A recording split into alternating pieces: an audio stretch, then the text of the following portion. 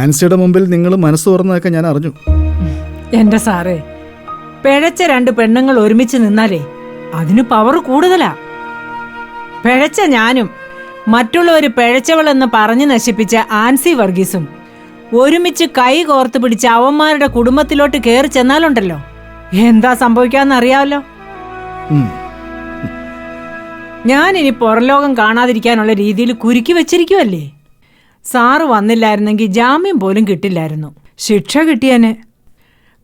10-12 വർഷം ഇറങ്ങാതിരിക്കാനുള്ള വകുപ്പൊക്കെ അവർ ഒപ്പിച്ചു വെച്ചിട്ടുണ്ടായിരുന്നു. ഇനിയിപ്പോ നിങ്ങളെ സെൻട്രൽ ജയിലിൽ അടയ്ക്കാനുള്ള വകുപ്പൊന്നും അവരുടെ കയ്യിലില്ല. പവി സർ, ആ കീ ചെയിൻ എടുത്തോ. ശരി.